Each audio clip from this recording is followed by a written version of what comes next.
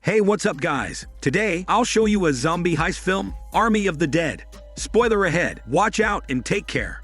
The movie begins by showing a military camp inside Area 51. It shows that an army convoy is traveling outside Area 51 with cars protecting it. The scene transitions to a couple spending time together in Las Vegas. They take the road and decide to continue their bonding on a road trip. Meanwhile, the soldiers in the convoy do not have any idea what they are carrying inside the car. They theorize that it could be Bigfoot or some mummified person, but they conclude that the less they know about it, the better. Not paying attention, the convoy collides with the couple's car in the middle of nowhere. As the two vehicles crash, an explosion leaves people disintegrating into ashes. Fortunately, the important container carried by the convoy is safe as it falls to the ground without any damage. Meanwhile, the other soldiers from the other vehicles get out and survey the area. Moreover, as one of the soldiers gets near the container, it suddenly bursts open. The dispatcher says they should get away from the container for their safety. However, it is too late when a powerful zombie goes out and attacks the poor soldiers to death. It also reveals that the zombie can infect people who he attacks, making the dead soldiers become zombies themselves. Hungry for more, the zombies plan to attack and infect all the people in the city. Expecting the worst-case scenario, the scene transitions to the city, showing that the zombies have successfully infiltrated Las Vegas as they infect most of the city's population. The scene lingers as zombies slashes and eats their way out of humans' flesh. Still, some of the soldiers and the other people show grit as they continue fighting to survive. 5 years later, after the failure of military intervention, the TV broadcast that the city of Las Vegas is now quarantined to prevent the zombies from getting out. The government plans to drop a nuclear bomb on the city in 4 days in order to eradicate every zombie present. Elsewhere in a diner, one of the survivors named Scott is approached by a businessman. The businessman reveals $200 million hidden in the basement vault beneath his casino in the city. Before the government bombs everything to ashes, the businessman proposes that if Scott makes a team and goes inside the city to retrieve the money in time, they will gladly give him $50 million as a reward. Before leaving the diner, the businessman gives the building's blueprints to Scott.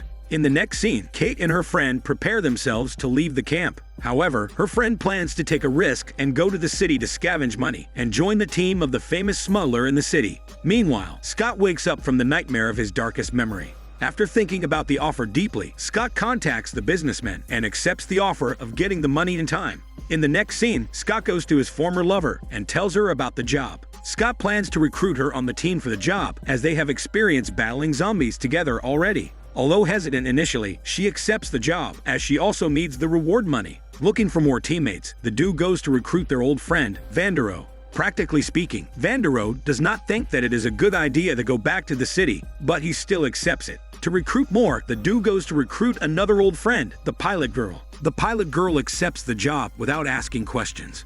Afterward, the duo goes after a famous sharpshooter on the internet and plans to recruit him. After hearing about the reward money, the sharpshooter boy does not hesitate and joins the team. To make their plan successful, they also meet a safecracker that would open the vault. Looking for a safecracker teammate, the duo goes to a nearby lock shop to look for a professional. After analyzing the vault's blueprint, the safecracker is interested in it. Although admitting that there is no assurance that he could crack the vault, he says he is still the best man for the job and agrees to join the team. Afterward, the team meets to plan together. The sharpshooter boy introduces his partner, the sharpshooter girl, that will accompany him to the mission.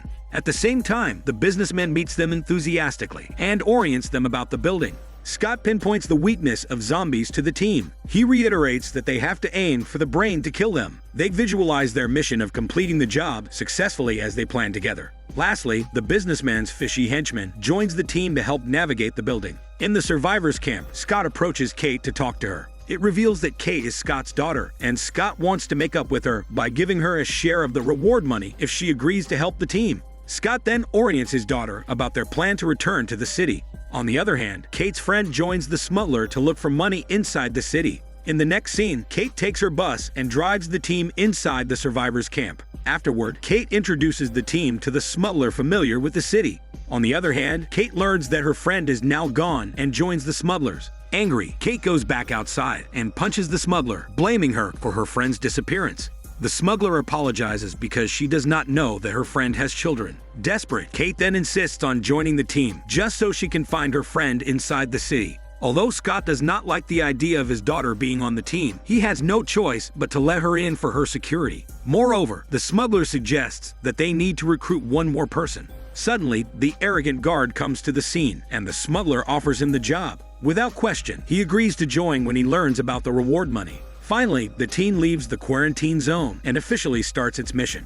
Outside, the team is already approached by a zombie tiger. Fortunately, the tiger leaves, and the team continues to move forward. Afterward, the smuggler approaches the guard and asks if she can hold his gun, possibly his hormone gun. Suddenly, the smuggler shoots the guard's leg and roots him on the ground. It reveals the real intention of the smuggler to use the guard as bait to compromise with the alpha zombies. She says that the guard is an abuser and only deserves to be used as bait. As the team hears the screeches of the zombies, they abandon the guard in the middle of nowhere. Two zombies come to the scene, and one of them takes the guard, while the other one stays and stares at the team for some time before leaving. The team says there are two types of zombies, the shamblers and the alphas. The shambler zombies cannot think, while the alphas are smarter and stronger. They theorize that zombies can become alpha if infected by the original boss zombie. The zombie then leads the guard inside a building full of undead. It reveals that they bring him to the building as a gift to the original boss zombie to turn him into an alpha.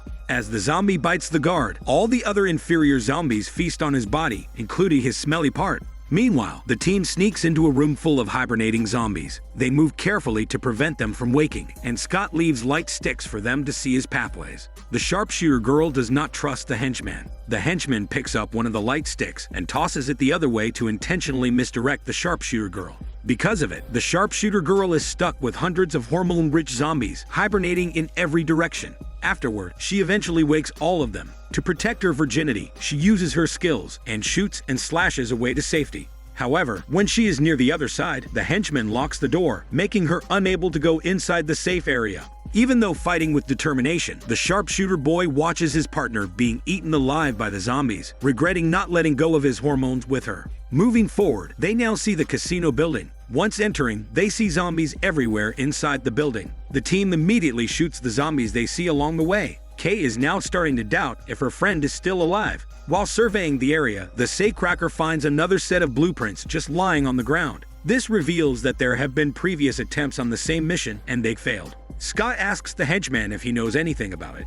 Still, the henchman plays dumb and says he has no idea. To continue their plan, the team splits into small groups to do their specific tasks. While starting the generator, Kate reveals why she hates her dad. She says she feels mad because Scott left her alone after her mother died. Scott apologizes and wants to reconnect with his daughter after the mission. Setting the conversation for later, Scott successfully starts the generator. On the other hand, three of them sneak their way to the basement. They shoot every zombie that stumbles their path. Finally, they see the vault within their reach on the other side of the corridor. To break open the gates, Vandero destroys them with bombs, but they must figure out how to trigger the traps to get safely to the vault. On the other hand, it is revealed that Kate's friends are still alive. Outside, the smuggler and the henchman are confronted by two alpha zombies, initiating a battle. The henchman traps the Lady Alpha, while the other one rushes to them to attack. The zombie then traps the henchman, and the smuggler shoots the zombie's brain to save her teammate. However, for the henchman's selfish reason, he does not shoot the Lady Alpha's brain. Instead, he decapitates the sexy zombie, who is believed to be the zombie queen, and sells its head to the government, so the government can breed their own zombie army using the zombie queen. The smuggler then explains that the Lady Alpha's death cry has warned the other zombies, so they must go as soon as possible. Back to the basement, Vandero takes a zombie as a meat shield to trigger the traps in the vault. With a successful plan, the zombie triggers 3 dangerous traps in the vault, making the pathway safe for their team to walk by. Meanwhile, the pilot girl is having difficulty fixing the filthy helicopter. Terror by terror, the television broadcasts that the government moved the bombing to 24 hours earlier. The team only has a little more than an hour left to complete the mission and escape the area. This makes the whole team fear for their shitty life. The team then gathers in the basement, hoping for the safecracker to open the vault. Fortunately, the safecracker says that he can open it in 30 minutes as long as everyone is silent, so he can concentrate. Outside, the original boss zombie is angry as he witnesses the sexy body of his decapitated comrade. After a while of focus and concentration, the safecracker unlocks the vault. Vandero spins the wheel to open it, and they go inside to find all the treasure. All of them are perplexed as they see millions of dollars right in front of them. To pack the money, they take their bags and put all the money inside as they prepare to escape the city. Meanwhile, the zombies are very angry when they see that the baby zombie inside the sexy lady Alpha's tummy does not survive. To get revenge, the army of the dead seeks to hunt the team of humans and kill them without mercy. To add more drama, the former lover confesses to Scott that she still likes him and wants to continue their hormone ship after the mission. However, the romance ends when Scott realizes that his daughter is missing. Outside, the army of the dead is now marching toward the poor humans, ready to tear their smelly ass apart.